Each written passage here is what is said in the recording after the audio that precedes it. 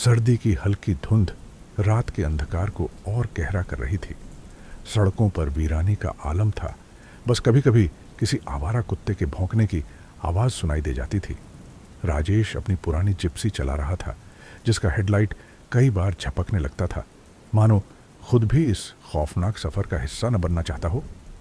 विनय हल्की घबराहट के साथ, ये खंडहर कितनी दूर है? उसकी आवाज में छिपा डर साफ झलक रहा था। राजेश आत्मविश्वास के साथ, बस पहुंच ही गए। उसने घड़ी पर नजर डाली। रात के 1 बजे होने वाले थे।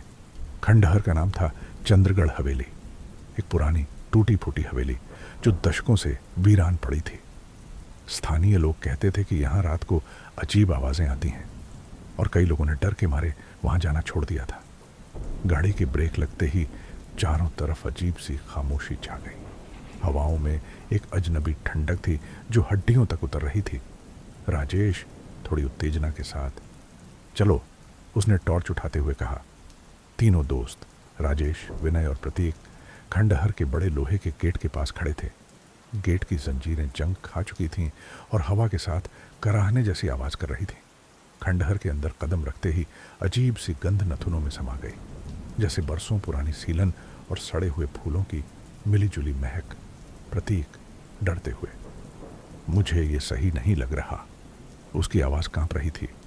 विनय मजाक उड़ाते हुए, डर लग रहा है?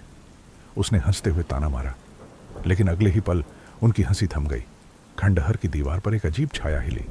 राजेश चौंकते हुए, किसी ने टॉर्च चलाई? विनय कांपती आवाज में, नहीं। उसके चेहरे पर घबराहट साफ दिख रही थी। वे दीवार के पास पहुंचे। छाया गायब हो चुकी थी, लेकिन दीवार पर ताजा खरोंचें थीं, मानो किसी ने नाखूनों से दीवार पर कुछ लिखने की कोशिश की हो। विनय डरते हुए, बच सको तो बच लो। उसने कांपती आवाज में खरोंचों को पढ़ा। प्रतीक घबराहट भरे स्वर में, यहां से निकलते हैं, उसने लगभग विनती करते हुए कहा, लेकिन उनके कदमों ने मानो उनकी बात नहीं मानी। वे खंडहर के अंदर और गहराई में चले गए। अचानक हवा में एक सिहरन सी दौड़ गई। दूर से किसी औरत के रोने की आवाज आने लगी। राजेश चौंक कर, यह कौन है? आवाज धीरे धीरे पास आने लगी, मानो वह रहस्यमयी आत्मा उनकी तरफ बढ़ रही हो। हवेली के अंदर कदम रखते ही जैसे सब कुछ बदल गया। हवा और ठंडी और घनी हो गई थी और दीवारों पर मिट्टी और सड़न की गंध फैली हुई थी। कमरे के अंदर एक अजीब सी खामोशी थी, मानो खंडहर ने खुद को अपने भीतर समेट लिया हो। विनय घबराए हुए कांपती आवाज में, राजेश, मुझे लगता है हमें यह सब छोड़ देना चाहिए। उसकी आंखों में डर साफ था और उसकी धड़कन तेज हो गई थी। राजेश आत्मविश्वास से भरपूर, क्या डर रहे हो यार, ये सिर्फ एक पुराना खंडहर है। राजेश ने इसे मामूली बात समझकर हल्के में लिया, लेकिन उसके भीतर भी एक अजीब बेचैनी थी। प्रतीक संगीन आवाज में, तुम दोनों ठीक तो हो ना? प्रतीक की आवाज में हल्का सा डर था, लेकिन साथ ही कुछ अजीब सी उत्सुकता भी थी। वे तीनों हवेली के भीतर और गहरे चले गए। दीवारों पर धूल और सीलन से ढकी तस्वीरें लटक रही थीं, जैसे वह सब कुछ देख रहे हों। अचानक एक औरत की कर्कश आवाज फिर सुनाई दी। यह आवाज अब पहले से कहीं ज्यादा स्पष्ट और तेज थी। विनय कांपते हुए, क्या तुमने सुना? यह आवाज साफ सुनाई दे रही है। विनय की धड़कन अब असहनीय हो चुकी थी। उसकी सांसें तेज हो गई थीं। राजेश निराश होते हुए, शायद कोई और लोग यहां आए हों और आवाज इक्को कर रही हो। राजेश ने एक तर्क देने की कोशिश की, लेकिन उसकी आवाज में भी कुछ हल्का सा डर था। अचानक एक दरवाजे के पास एक कटा फटा कागज पड़ा था, जिस पर कुछ अजीब सा लिखा था। प्रतीक उत्सुकता और डर में मिश्रित आवाज में, देखो क्या लिखा है यहाँ। उसने झुककर कागज को उठाया। लिखा था, वह जो खंडहर में बसी है वह शांति से नहीं रुकती। कागज को पढ़ते ही एक सिहरन उनके शरीर में दौड़ गई। अचानक कमरे में एक भारी सन्नाटा छा गया। विनय रुआंसी आवाज में, हम यहाँ क्या कर रहे हैं? उसकी आंखों में आंसू थे और उसकी आवाज थमी हुई थी। राजेश सख्त और डर के बावजूद, कुछ नहीं, बस शांति रखो, हमें यहां से निकलना नहीं है। उसकी आवाज में सख्ती थी, लेकिन अंदर की बेचैनी को वह छिपा नहीं पा रहा था। अचानक गहरे कमरे से एक अजीब सी खड़खड़ाहट सुनाई दी। खंडहर की छत से दरारों से टपकते पानी की आवाज और हवा का झोंका उनके पास से गुजरते हुए और डरावना सा महसूस होने लगा। प्रतीक घबराहट में, क्या वह आवाज क्या थी? वह चुप नहीं रह सका। उसकी आंखों में गहरी बेचैनी थी। खंडहर की गहरी खामोशी में कुछ देर तक कोई आवाज नहीं आई। तीनों दोस्त एक दूसरे की तरफ देखकर चुप रहे। हवा की सरसराहट, सड़ी दीवारों से पानी की बूंदों का टपकना और बीच बीच में किसी दूर से आती अजीब सी आवाजें उनकी चिंता और बढ़ा रही थीं। राजेश थोड़ा दबाव डालते हुए लेकिन बेचैन, हमें सिर्फ सामने वाले कमरे में जाना होगा, वहां कुछ तो होगा जो हमें जवाब दे सके। उसकी आवाज में कुछ सख्ती थी लेकिन चेहरे पर डर छिपाना मुश्किल था। विनय कांपते हुए, क्या तुम नहीं समझ रहे हो राजेश? यह सब सही नहीं है। उसकी आंखों में डर साफ झलक रहा था।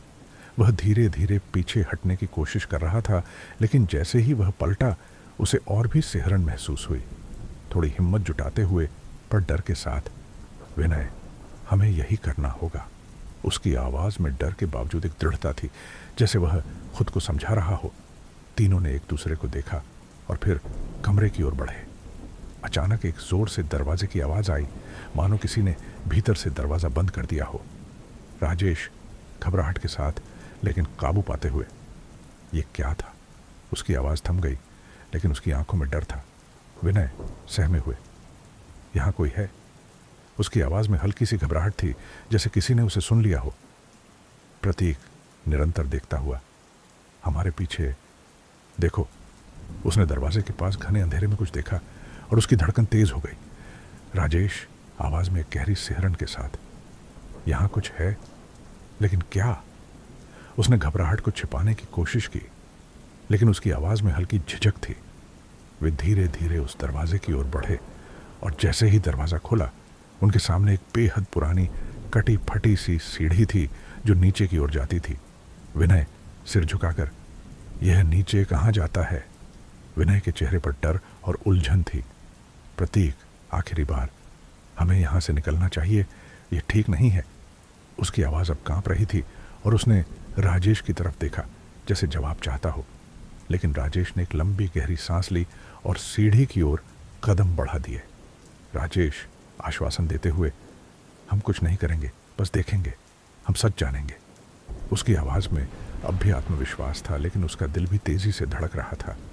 तीनों धीरे धीरे सीढ़ियों से नीचे उतरने लगे। नीचे की दिशा में और अंधेरा बढ़ता जा रहा था। अचानक कुछ कंकड़ खड़के और एक हल्का सा कटा फटा चेहरा उनकी आंखों के सामने आया। विनय सिर झुकाकर डर के साथ, यह क्या था? उसकी आवाज में घबराहट और भय था और वह पीछे हटने की कोशिश कर रहा था। प्रतीक घबराते हुए, हम इसे नहीं जानते, हमें वापस जाना चाहिए। लेकिन राजेश का चेहरा कठोर था और वह आगे बढ़ता जा रहा था। जैसे ही राजेश और उसके दोस्त सीढ़ियों से नीचे उतरे, अंधेरे में एक और सिहरन दौड़ गई। नीचे के कमरे की दीवारों पर एक अजीब सी चुप्पी थी और हर एक कदम के साथ वातावरण और घना होता गया। जैसे जैसे वे अंधेरे में और गहरे गए, एक भारी सन्नाटा उन्हें घेरने लगा जो हर तरह की आवाज को दबा रहा था। विनय कांपते हुए सिर झुकाकर, राजेश, ये बिल्कुल ठीक नहीं है, हम इसे छोड़ देते हैं, यह जगह हमें खतरे में डाल रही है। विनय का चेहरा अब भय से पीला हो गया था। उसकी आंखें घबराई हुई थीं और हर एक पल उसके अंदर डर बढ़ता जा रहा था। राजेश दृढ़ता से, नहीं विनय, हम जितना जल्दी सच जान पाएंगे उतना बेहतर होगा, ये सब सिर्फ भ्रम नहीं हो सकता। राजेश ने अपने शब्दों में आत्मविश्वास दिखाने की कोशिश की लेकिन उसकी आवाज में भी एक हल्का सा डर था। प्रतीक कांपते हुए, देखो वहां। प्रतीक ने अचानक सामने की दीवार पर किसी कटी फटी तस्वीर को देखा।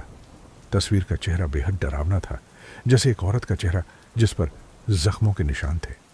उसकी आंखें खुली हुई थीं लेकिन अंदर का रंग काला और खाली था। विनय दर्द और घबराहट में, यह क्या था? विनय ने अपनी आंखें बंद कर लीं, जैसे वह यह दृश्य अपने दिमाग से हटा देना चाहता हो। राजेश सतर्क होकर, यह वही चेहरा है जो हम सबने महसूस किया था। उसकी आवाज में कुछ हल्की सी चुप्पी थी और वह तस्वीर की तरफ बढ़ा। प्रतीक, घबराते हुए, तुम कहाँ जा रहे हो?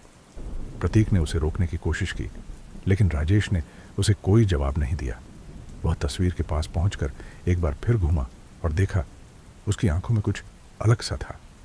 राजेश, सख्त आवाज में, यह सच है, हमें यह सब समझना होगा।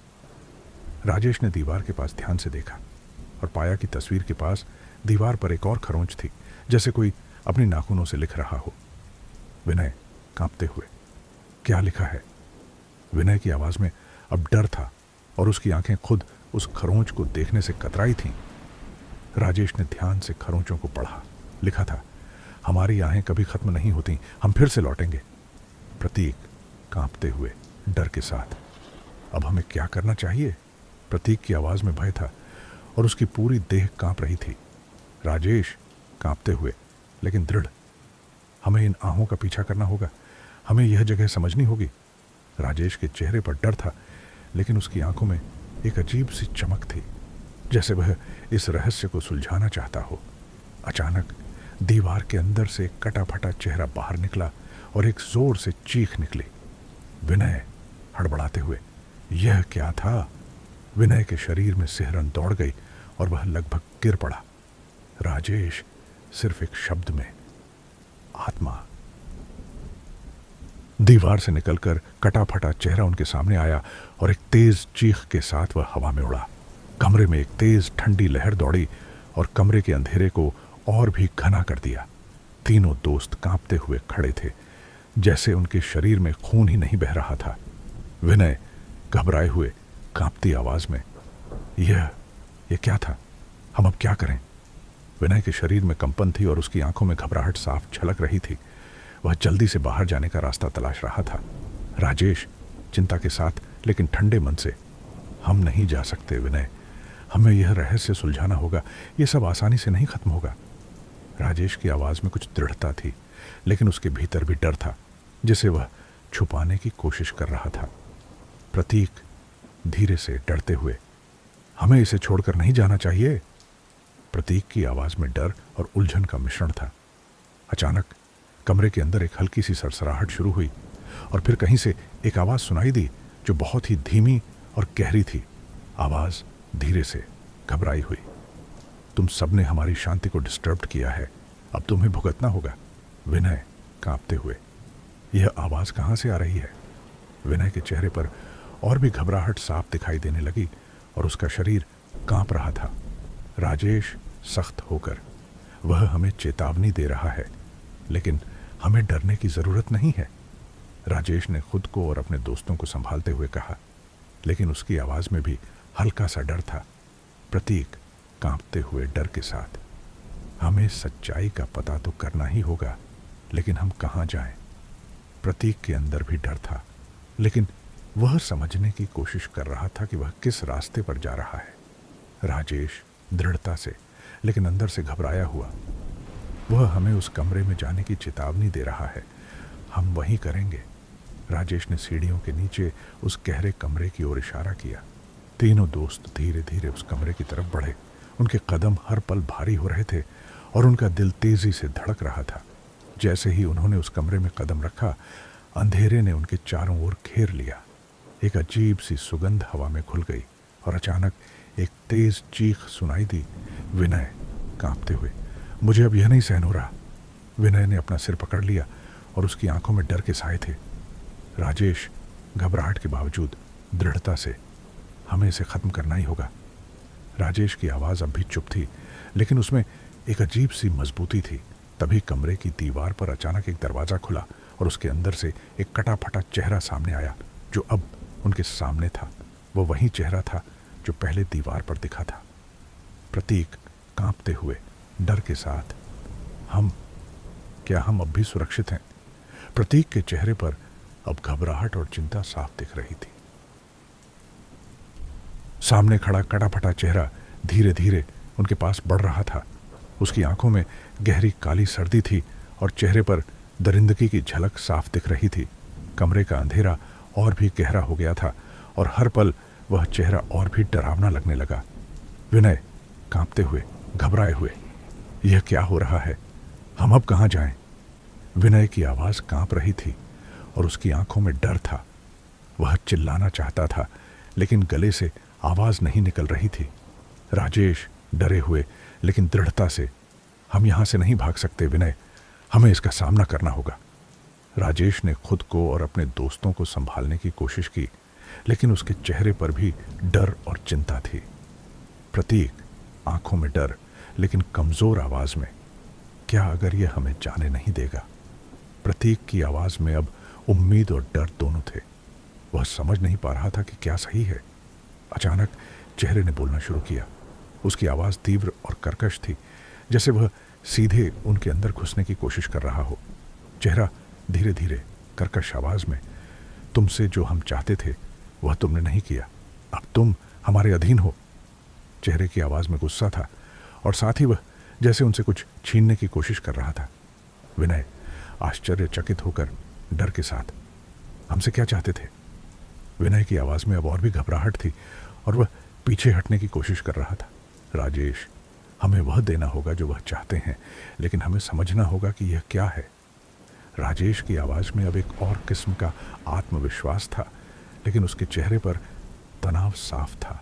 प्रतीक, क्या हम सच में यह कर सकते हैं? प्रतीक की आवाज अब थमने लगी थी और उसकी धड़कन तेज हो रही थी। चेहरा गुस्से से, ठंडी आवाज में, तुम हमें परेशान करते हो और अब तुम हमारे साथ सजा भुगतो। चेहरे की आवाज में अब और भी खौफनाक गुस्सा था और वह धीरे धीरे उनकी ओर बढ़ने लगा। अचानक कमरे में एक तूफान सा आया। दीवारों से धूल उड़ने लगी और हवा में तेज आवाजें गूंजने लगी। एक अजीब सी ताकत ने कमरे को घेर लिया और तीनों दोस्त एक दूसरे को सहारा देकर खड़े हो गए। विनय कांपते हुए, चिल्लाते हुए, यह क्या हो रहा है? विनय की आवाज अब पूरी तरह से डर से भर गई थी। राजेश गहरी सांस लेकर तसल्ली से, हमें डरने की जरूरत नहीं है, हम इसका सामना करेंगे। राजेश ने खुद को और अपने दोस्तों को संभालने की कोशिश की लेकिन उसके दिल की धड़कन अब तेज हो चुकी थी। प्रतीक कांपते हुए जोर से, हम क्या करें? प्रतीक ने राजेश की तरफ देखा और उसे उम्मीद थी कि वह कोई रास्ता निकालेगा। राजेश सख्त लेकिन बहुत धीरे, हम इसे खत्म करने का एक तरीका खोजेंगे, हमें सिर्फ एक साथ रहकर सोचने की जरूरत है। तभी अचानक दीवारों से एक तेज आवाज आई और चारों ओर एक चमक सी दौड़ गई। यह आवाज उनके दिमाग में गूंजने लगी, जैसे कोई बहुत ही पुरानी बुरी आत्मा उनके अंदर घुसने की कोशिश कर रही हो। कमरे की हवा और भी घनी हो गई थी और जैसे ही उस रहस्यमयी ताकत ने पूरे स्थान को घेर लिया, एक ठंडी सिहरन तीनों दोस्तों के अंदर तक फैलने लगी। उनकी आंखें डर और घबराहट से भर गईं, लेकिन कोई भी बोल नहीं पा रहा था। वे बस एक दूसरे को देखकर चुप थे, जैसे कुछ नहीं समझ पा रहे हों। राजेश धीरे से अपनी सांसें थामते हुए, हमें डरने की जरूरत नहीं है, हम एक साथ हैं और हमें इसका सामना करना होगा।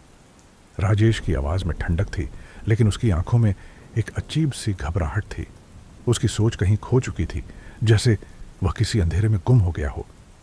विनय कांपते हुए, लेकिन यह क्या है राजेश, हम क्या कर रहे हैं? विनय की आवाज कांप रही थी और वह धीरे धीरे पीछे हटने लगा। प्रतीक घबराए हुए, क्या हम सच में इसे सुलझा सकते हैं या यह हमसे बहुत आगे बढ़ चुका है?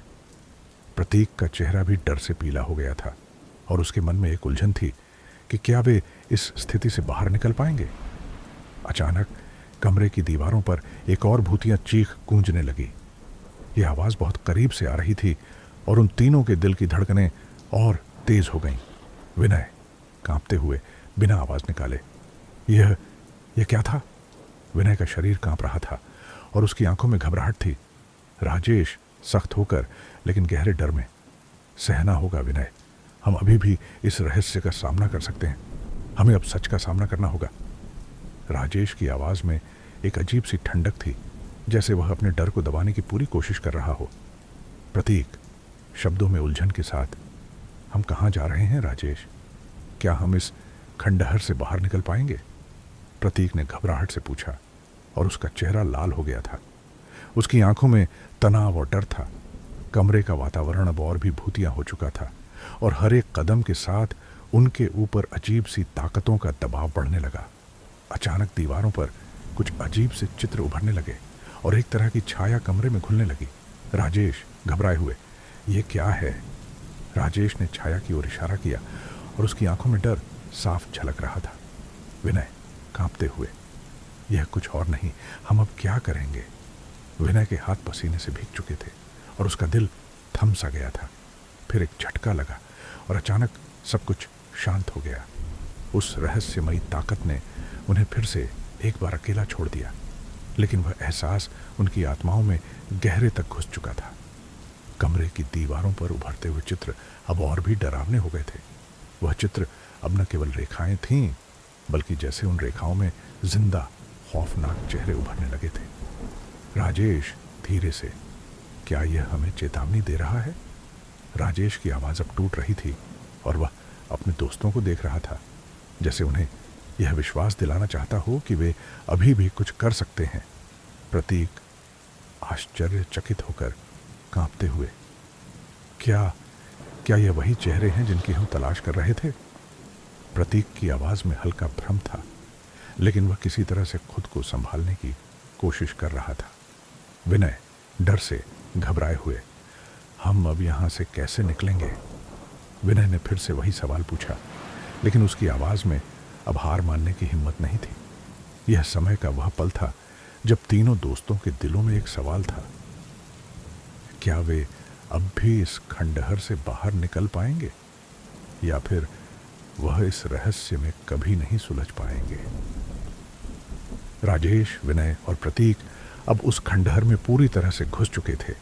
उन तीनों के मन में डर, चिंता और उलझन की एक अजीब सी घुलनशीलता थी। उनके शरीर में सिहरन दौड़ रही थी और हर कदम उनके दिल की धड़कन को और तेज कर रहा था। लेकिन वे रुके नहीं। उन्हें पता था कि यह रहस्य अब सुलझाना होगा, चाहे जो हो। राजेश धीरे से, पूरी तरह से खोए हुए, हमें इसे अब खत्म करना होगा, हम नहीं रुक सकते। राजेश की आवाज अब बस एक सन्नाटे की गूंज थी, जैसे वह खुद भी इस सत्य से अवगत हो चुका हो कि यह रहस्य उनके अंदर गहरे समा चुका था। कमरे में अचानक फिर से एक आवाज गूंज उठी, लेकिन इस बार वह आवाज पहले से कहीं ज्यादा तेज, भयावह और खौफनाक थी। विनय कांपते हुए, आखिरी बार, यह हमारी आखिरी चेतावनी है, हमें अब यहां से निकल जाना चाहिए। विनय के शब्द उसके दिल की घबराहट को दर्शा रहे थे और उसकी आंखों में वह सवाल था कि क्या वे कभी इस खंडहर से बाहर निकल पाएंगे? प्रतीक डरे हुए एक पल को चुप होकर, क्या हम कभी सही रास्ते पर आ पाएंगे? प्रतीक का मन बहुत उलझा हुआ था और उसकी आत्मा भीतर ही भीतर टूट रही थी। वह अब मान चुका था कि कुछ चीजें ऐसी होती हैं जो हमेशा के लिए अनसुलझी रह जाती हैं। अचानक कमरे की दीवारों में एक जोरदार कंपन हुआ और फिर सब कुछ शांति में बदल गया। वह रहस्यमयी चेहरा, वह आक्रोश, वह तस्वीरें, सभी अचानक गायब हो गए। खंडहर की दीवारों पर अब कोई खौफनाक संकेत नहीं था। सब कुछ शांत था, जैसे कुछ भी नहीं हुआ हो। तीनों दोस्त खड़े रहे। उनके चेहरों पर थकान, उलझन और घबराहट की लकीरें साफ झलक रही थीं। राजेश आश्चर्यचकित, हल्की सी राहत के साथ, क्या हम सुरक्षित हैं? राजेश के शब्द अब हल्के थे, लेकिन उसकी आंखों में एक अजीब सी शंका थी। वह जानता था कि वे एक खतरनाक रहस्य के बहुत करीब पहुंच चुके थे, लेकिन अब क्या वे वास्तव में इस जाल से बाहर निकल पाए थे? जवाब का कोई नहीं था। अचानक खंडहर में एक हल्की सी आवाज फिर से गूंजी, लेकिन अब वह एक अलग तरह की आवाज थी, जैसे वह दीवारों से गूंजती हुई कुछ दूर चली गई हो। वह आवाज बहुत हल्की और धीमी थी, जैसे किसी आत्मा की हल्की सी आहें। तीनों दोस्त खड़े रहे, लेकिन वे अब पीछे नहीं मुड़े। अंतिम सवाल उनके मन में था, क्या यह सच्चाई थी या कुछ और? क्या वे सच में उस रहस्य को सुलझा पाए थे, या खंडहर में छुपा भय उन्हें हमेशा के लिए जकड़े रखेगा?